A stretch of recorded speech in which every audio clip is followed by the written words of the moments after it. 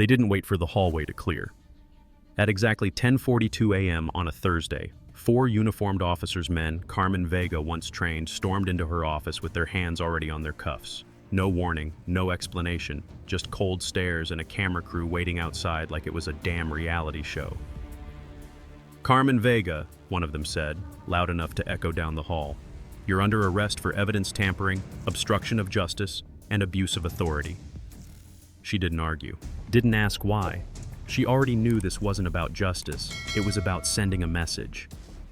She looked each of them in the eyes, especially Officer Eli Ward, whose smug grin betrayed everything. Then she stood calm, slow, deliberate, and extended her hands. "Get on with it," she said. They walked her through the 7th District Precinct like a trophy. Her badge still clipped to her hip, her gun still holstered. No one spoke. Not the rookie she mentored, not the desk sergeant she once vouched for. Everyone turned away silent witnesses to a betrayal they wouldn't dare question. Outside, cameras flashed like lightning. Reporters shouted accusations crafted for headlines. "Did you steal evidence? Are you cooperating with the investigation?" She said nothing, because Carmen Vega wasn't confused. She was prepared. And as the cruiser door slammed shut beside her, she didn't look back at the department she gave 22 years of her life to. She stared straight ahead, stone-faced, unshaken. The message was clear. So was hers. "You tried to bury me, but you left me breathing."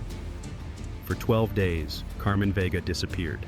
No interviews, no phone calls, no statement, no sightings.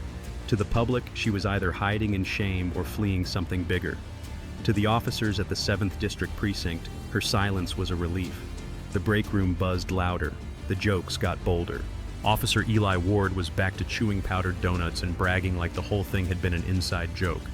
"Maybe she finally realized she was never one of us," he laughed, powdered sugar clinging to the corner of his smug mouth. But Carmen wasn't hiding. She was building. In a small, unlisted rental apartment in a quiet corner of Corvallis, she sat cross-legged on a floor covered in printouts, transcripts, and maps. No framed certificates, no digital footprint. Just a laptop, a locked file cabinet, and a single photograph taped to the wall. A teenage overdose victim named Micah Jeffers, labeled a junkie, discarded by the system, and quietly forgotten. Carmen remembered him. And she remembered the way the case had been closed within 36 hours, despite missing witness statements and a broken chain of evidence. She remembered how her questions about it were met with stiff smiles and veiled warnings. "Let it go, Vega. Not worth your badge." She didn't let it go. Now, with help from a quiet tech firm she once saved during a hostage call, she was cross-referencing every internal file she could access officially and otherwise. The deeper she went, the more names repeated. Ward, Rhodes, Avery, Ramsey.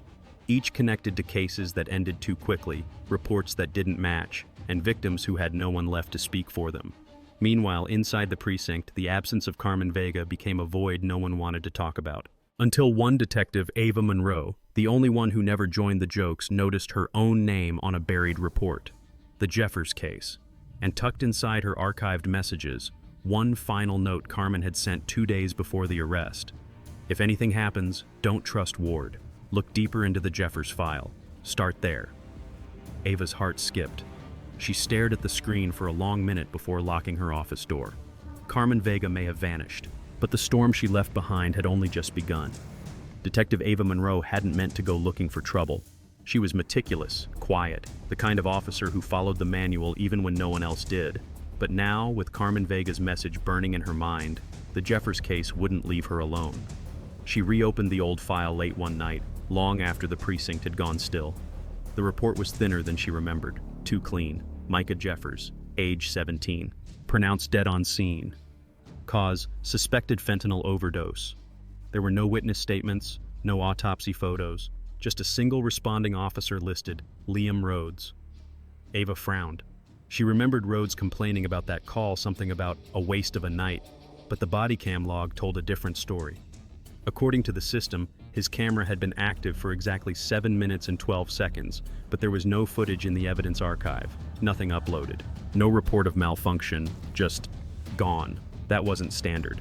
She flagged the anomaly, drafted a quiet request to tech review, and closed the file. Her stomach was tight. Every instinct told her to let it go, to pretend she hadn't seen the gap. But Carmen hadn't sent that message for nothing.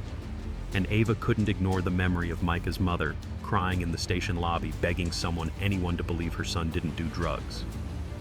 The next morning, Rhodes was standing at Ava's desk. He wasn't smiling. "Didn't know this case was in your jurisdiction," he said, flipping through a printed file from her inbox. "It's not," she replied evenly. "The witness specifically asked for me." He held her gaze, then slowly shut the file. "Watch yourself, Monroe. You don't want to end up like Vega." A chill ran down her spine. That night, Ava went home, locked her door, and reopened her archived emails. She reread Carmen's message. Then, for the first time since the arrest, she wrote back, "I believe you. There's more to Jeffers. I can prove it. Let me help." 20 minutes later, a reply came in. "Meet me Monday, neutral ground. Come alone." Attached was a location, an abandoned city library on the east side. No patrols, no surveillance. Ava hesitated, fingers trembling over the keyboard. Then she powered down her laptop, leaned back in her chair, and whispered to the dark, "Okay, Carmen, let's find out what they're hiding." The old city library on East Sedgwick hadn't seen life in over 2 years. Its front entrance was boarded up, but the side door just beneath a flickering emergency light gave way with a nudge and a sharp creak. Detective Ava Monroe stepped inside slowly, heart pounding louder than her footsteps. The air smelled of mildew and dust, the kind of silence that pressed on your lungs. She was early, or so she thought. Carmen Vega was already there, standing near a long abandoned reference desk, papers fanned out like a battle plan. She didn't wear a badge, but her presence was unmistakable, confident, calm, sharpened by betrayal, not broken by it. For a long second, neither woman spoke. Then Carmen looked up and offered the faintest smile, not one of triumph, but of recognition, of relief. "You came," she said simply. Ava nodded. "I said I would." She stepped forward, placing a file on the dusty counter. "This is what I've got on the Jeffers case log discrepancies, missing footage, Rhodes' involvement. I'm not sure how deep it goes, but..." Carmen gently slid her own folder beside it. "It goes deeper than you think." For the next 2 hours, they cross-referenced timelines, incident reports, officer assignments. Carmen had spent weeks building a map, dozens of cases marked closed or unfounded, all involving the same rotating group of names: Eli Ward, Liam Rhodes, Sergeant Avery, and Captain Joel Ramsey. Ava's hands trembled as she traced the pattern. "These aren't isolated." "No," Carmen said.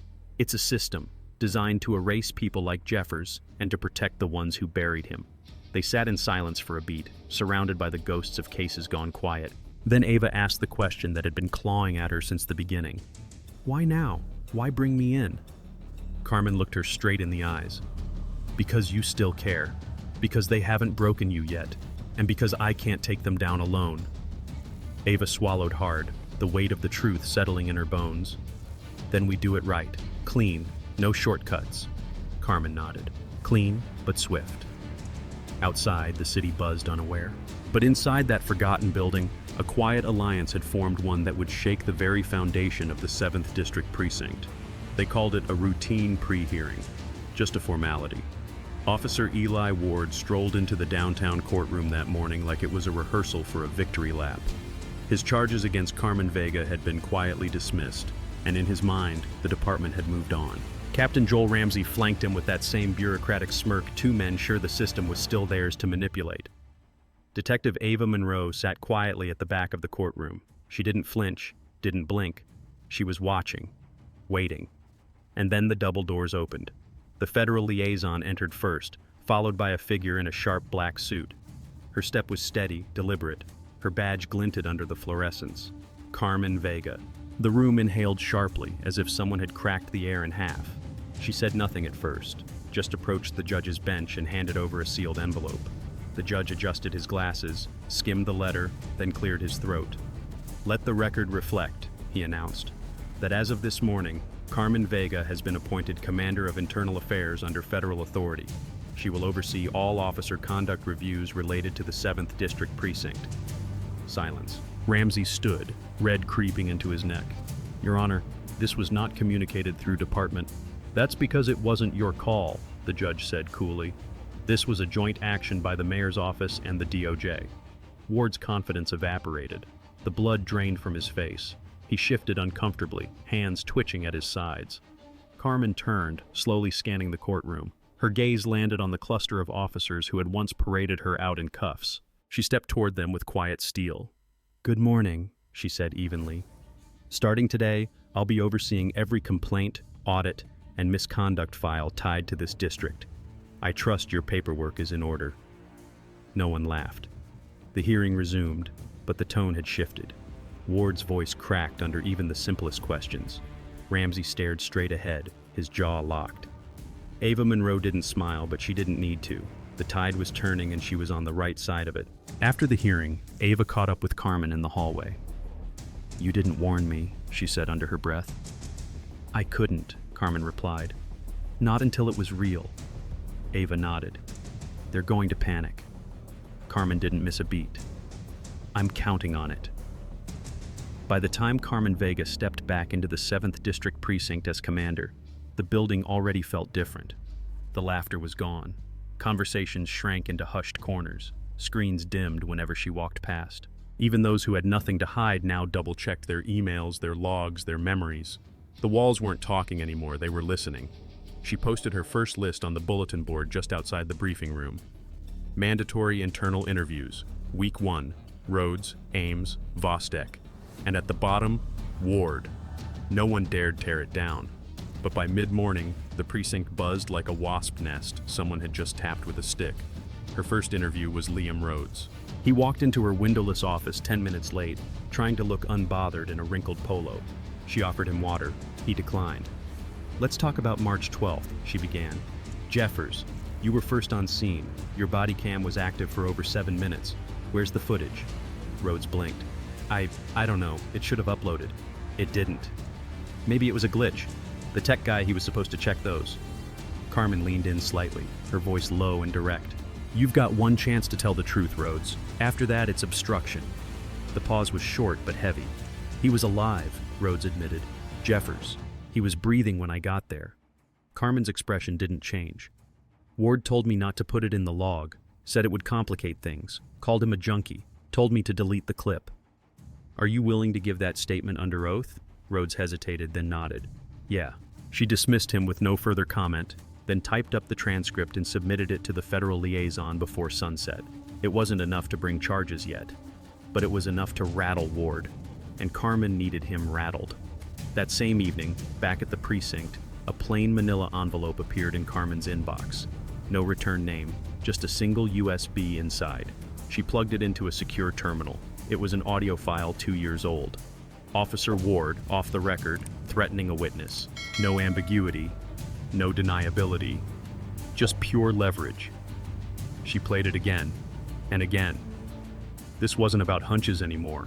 Now, she had proof, and the cracks in their armor were beginning to spread. By Monday morning, the fear was visible, not just in the rookies dodging eye contact or the senior officers triple-checking their lockers, but in the command staff, where voices were louder than usual and doors stayed shut longer than they ever had. Carmen Vega's presence was no longer just unsettling, it was contagious.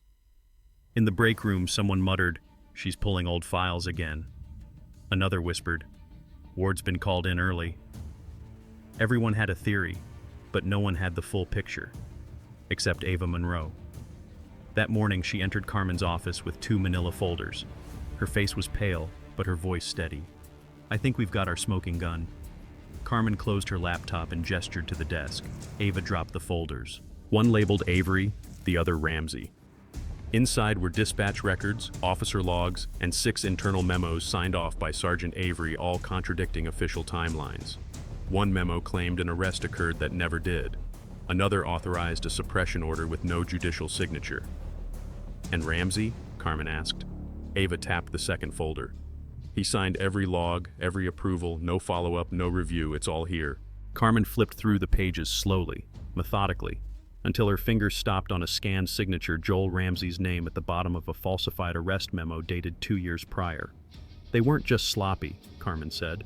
They were building a loop fake paperwork to justify missing suspects and internal sign-offs to keep it buried. Ava nodded. It wasn't just misconduct, it was an operation. By mid-afternoon, the locker rooms were a hive of rumors. Word had leaked. Rhodes had requested legal counsel. 2 officers had called in sick back to back. 1 forensic clerk was seen shredding documents after hours. The walls were closing in. Carmen stayed late that night, printing and cross-verifying every report, building a timeline from the Jeffers case all the way back to a domestic assault complaint in 2016 that had quietly disappeared. At 1:17 a.m., her phone buzzed. Unknown number. Stop digging. You're making enemies. Carmen stared at the message, then turned the phone face down. Too late for warnings. Outside, the city slept. But inside the 7th district, the fault lines were shifting, and soon someone was going to crack. It started with a knock.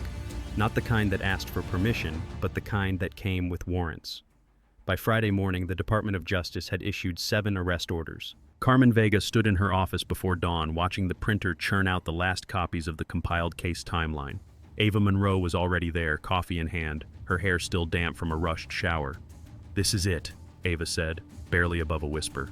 Carmen nodded once. Time to clean house. The first to fall was Eli Ward. He was pulled out of his car in front of a sandwich shop, mouthful of pastrami, confusion frozen on his face as 2 federal marshals clamped cuffs around his wrists. No resistance, no last words, just disbelief. Sergeant Avery didn't get that luxury. His front door was kicked in before sunrise. His wife screamed. He ran half-dressed through the backyard before being tackled in the mud. Within 24 hours, 4 more arrests followed. 2 patrolmen, 1 forensic clerk, a lieutenant. All tied to falsified logs, ghost cases, and tampered evidence. The media didn't wait. By evening, headlines screamed across every screen. Corruption scandal rocks 7th District Precinct. Internal Affairs Commander leads federal takedown. Reporters camped outside the precinct. Officers inside avoided windows. No one knew who would be next. But Carmen wasn't chasing headlines, she was chasing accountability. That afternoon, she walked the same hallway where she'd once been paraded out in handcuffs. This time, she wore her new badge openly, her stride steady, her presence impossible to ignore. The squad room went silent the moment she entered. "Some of you were part of this," she said clearly. "Some of you weren't, but all of you let it happen." No one moved. No one spoke. "From now on," she continued, "if you lie, you're out. If you cover for someone, you're gone. If you abuse the badge, you will not walk out of here with it again." Her tone was even. No threats, just truth. That evening, Carmen stood outside the precinct under a sky thick with storm clouds and flashbulbs. She didn't wave to reporters, she didn't gloat. But inside, she knew this was more than a reckoning. It was a beginning. The county jail smelled like old sweat and antiseptic.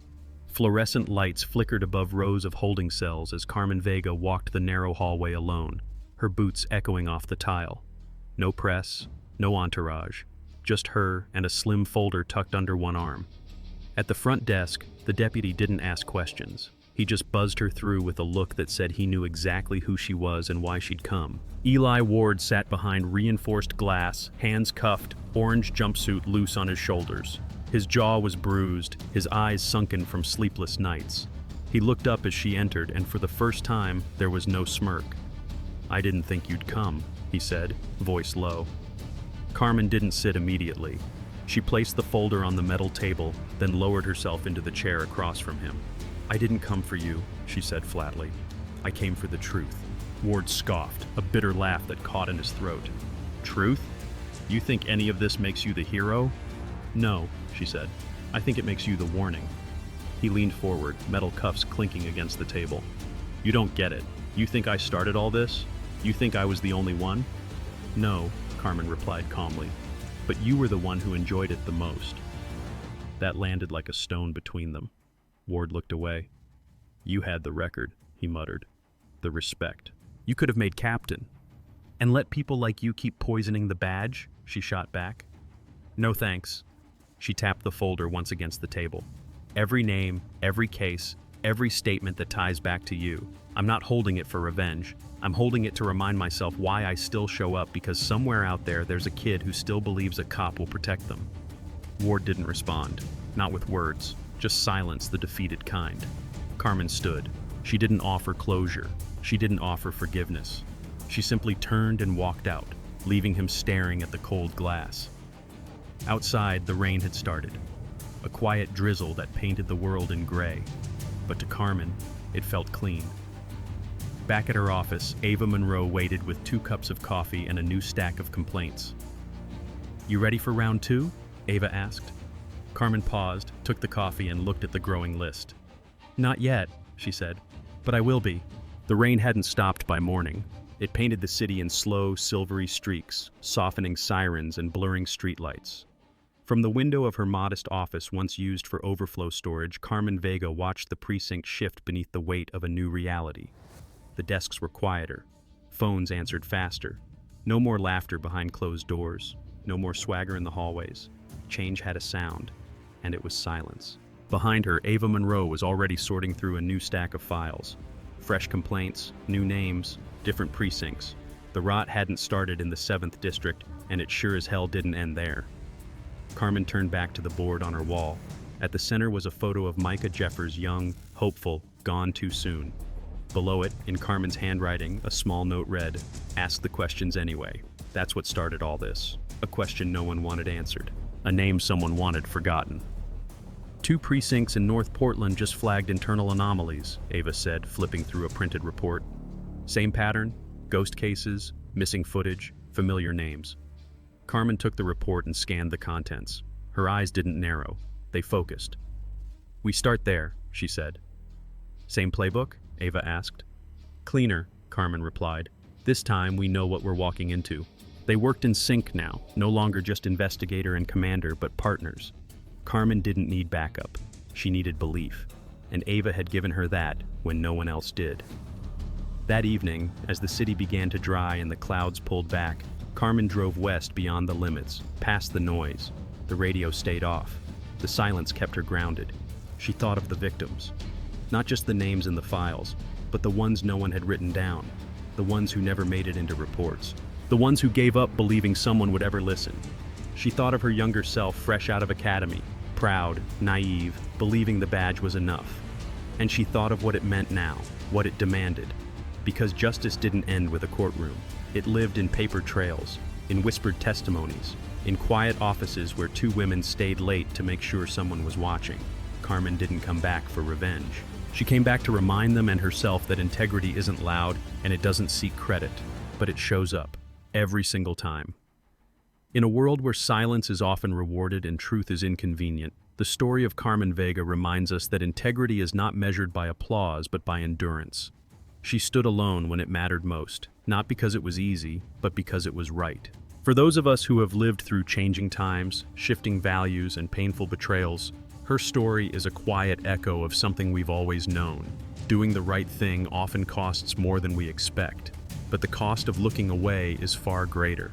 Whether in uniform or in everyday life, we are each given moments where we must choose between comfort and conscience. Carmen's journey teaches us that it is never too late to speak up, to ask questions, or to protect those who can't protect themselves. And even when the system seems too big to challenge, one steady voice can shake its foundation. The lesson is simple, but timeless. Truth may not shout, but it will always stand. Thanks for watching. If you enjoyed this video, don't forget to hit the like button, share your thoughts in the comments, and subscribe to the channel for more stories like this. See you in the next one. If you enjoyed this video, don't forget to hit the like button, share your thoughts in the comments, and subscribe to the channel for more stories like this. See you in the next one.